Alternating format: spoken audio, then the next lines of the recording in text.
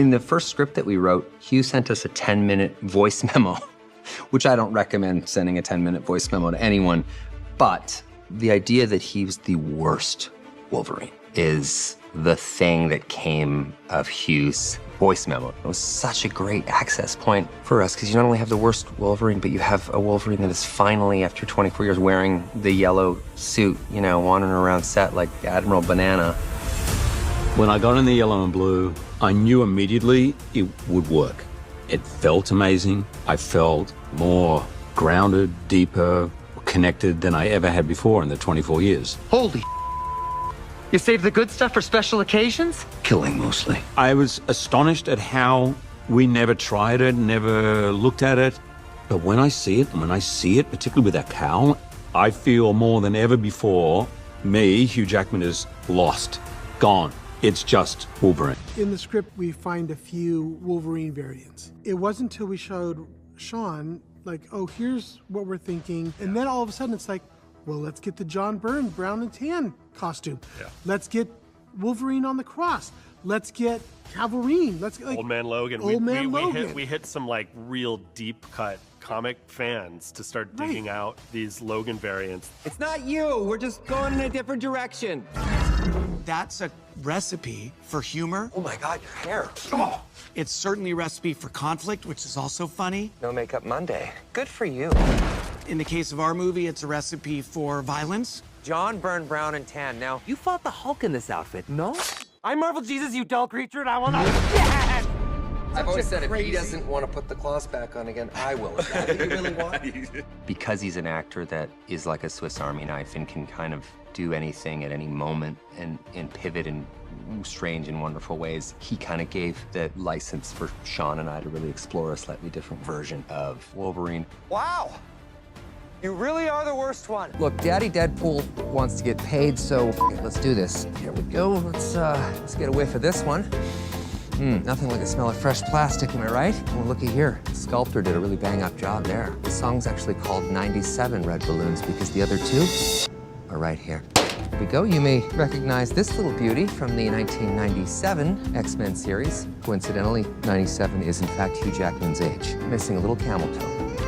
No notes. Okay, and then, ooh, this is a bit of a spoiler here. Yeah, Kelly, you want to blur this out? Oh, you already did. Okay, good.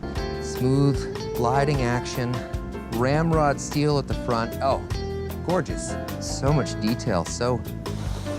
Oh, you can smell it. It's barely used. So lifelike. Wow. Oh, you could see what I'm seeing right now. You'd be picking up your phone to snatch one of these bad boys out before they sell out. Oh, yeah.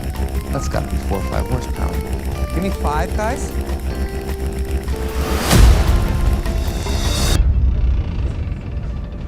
Mr. Wilson, this may come as a shock to a narcissistic, blathering bag of meat like yourself, but your universe is not the only one in existence. Oh, please, you think I haven't seen Dr. Ant in the Quantum Burst of Madness?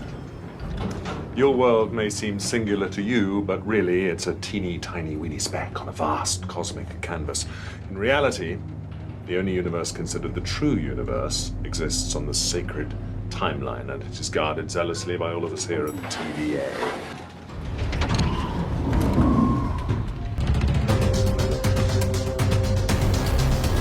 So for Hands Through Face, Sean and the VFX team started out with comic book reference. There's some key comic book frames that we really tried to match, where it goes straight up through here and her fingers like to come out the nostrils and the eyeballs and the ears. We would do clean plates on the day to clean up the arm or the hand. And then in post, we would do a fully digital hand and arm, and then into a mostly digital Matthew McFadden face. Ring, please. Oh my God. Go ahead. Treat yourself. Do you like what you see? My eyes are over here. Easy does it. Slide right into that DM. Drink it in. We'll just swallow a bunch of pills and just lose ourselves in tangled sheets and bodies. That's right. We'll ignore each other for 4 or 5 days at work, and then we'll go right back at it. You can feel your underwear getting tighter, can't you? I was raised on Danielle Steele. That guy knows what I'm talking about. I'd tell him to stop me, but his eyes like brain-damaged great white sharks. His eyes like stallions. His eyes like a mid-'80s Jean-Claude Van Damme. Like El Tigre. Like a rabid Kodiak bear. Like thirsty, angry pandas. Like hungry dragons. I tell him to stop but my mouth's about to be very busy.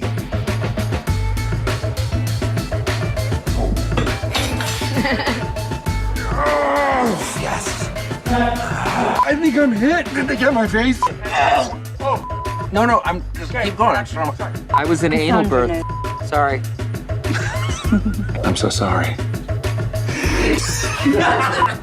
Oh, look at this little guy. You having a Shirley Temple? It's a little Cabbage Patch Kid.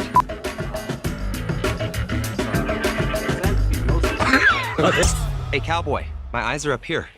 I know it's tempting. I look at it too sometimes.